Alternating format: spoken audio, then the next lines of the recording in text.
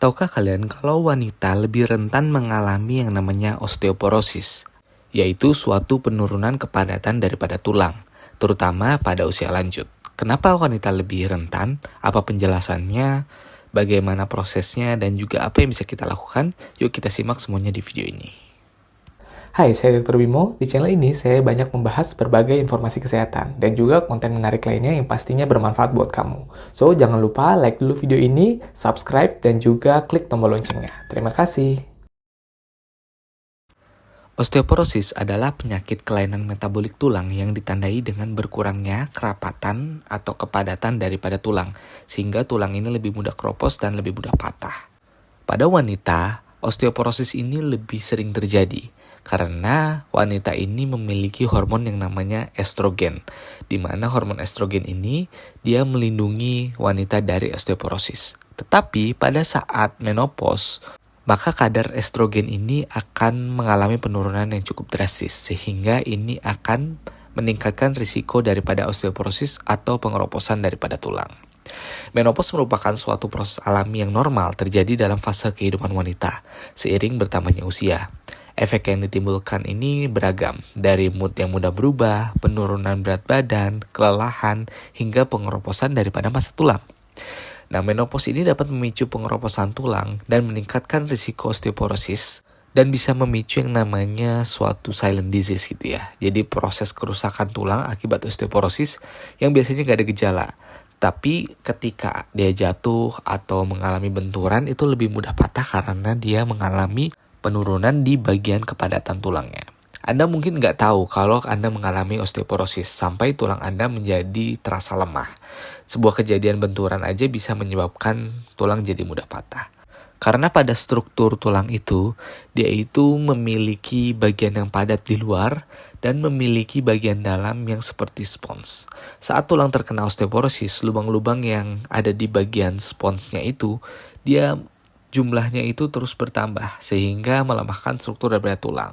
Jadi ibaratnya kepadatan tulangnya itu jadi kosong gitu ya. Ada dua klasifikasi untuk osteoporosis, yaitu osteoporosis yang primer, disebabkan karena usia tua atau setelah menopause, dan osteoporosis yang sekunder, disebabkan karena gangguan hormon, pengaruh obat, dan gaya hidup. Bila nggak disadari secara cepat, osteoporosis ini bisa menyebabkan tulang mudah patah. Nah, sekarang gimana hubungan antara menopause dan osteoporosis? Pertama-tama perlu dipahami bahwa semua orang dapat mengalami osteoporosis, terutama seiring bertambahnya usia. Kepadatan dan kekuatan tulang biasanya akan mencapai tahap optimal pada usia 30 tahun.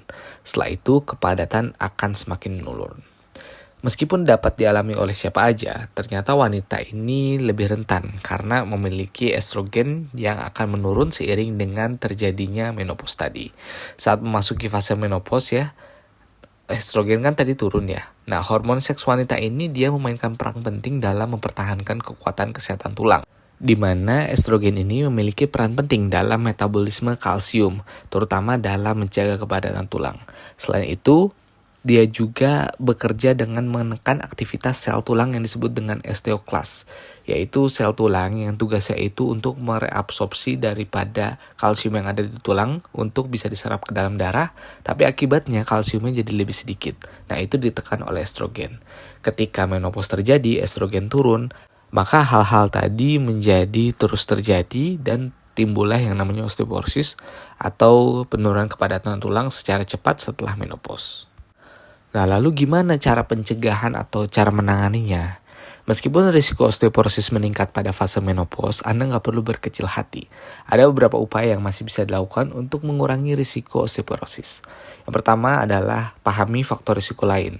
Karena untuk mengurangi bahaya akibat osteoporosis, Anda harus memahami juga faktor risiko yang mungkin saling berinteraksi untuk meningkatkan dari osteoporosis yang mungkin terjadi. Yang pertama dari faktor genetik. Yang kedua adalah nutrisi yang kurang baik, seperti nutrisi kalsium dan vitamin D untuk penyerapan kalsium ke dalam tulang. Lalu pola hidup dan kebiasaan yang kurang baik seperti merokok, kafein yang berlebihan gitu ya, alkohol, serta kurang olahraga. Kenapa olahraga ini penting? Karena massa dari otot itu akan berkorelasi dengan kepadatan daripada tulang. Orang dengan massa otot lebih besar, tulangnya juga akan menjadi lebih padat. Sehingga kalau misalnya ingin menjaga kepadatan tulang, maka harus menjaga massa otot juga.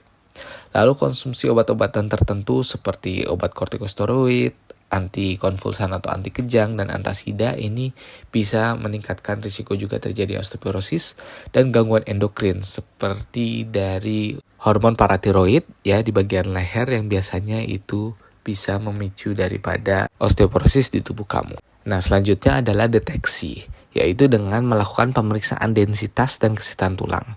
Jadi untuk memeriksa apakah tulang kamu ini masih kuat atau sudah mengalami pengeroposan gitu ya. Untuk intervensi lebih lanjut ada baiknya untuk melakukan yang namanya densitometri, di mana dokter akan meng-scan daripada tulang Anda untuk melihat kepadatan tulangnya apakah masih bagus atau sudah menurun. Selanjutnya adalah tingkatkan asupan kalsium.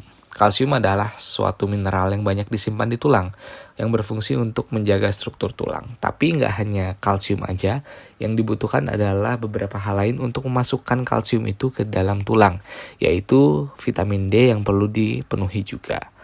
Dan juga jangan lupa untuk rutin berolahraga, karena tadi ya, ketika massa otot kita cukup besar, maka kepadatan tulang juga akan terjaga. Nah, semoga informasi tadi bermanfaat dan bisa diterapkan di kehidupan sehari-hari. Saya Dr. Bimo, kita ketemu lagi di video berikutnya.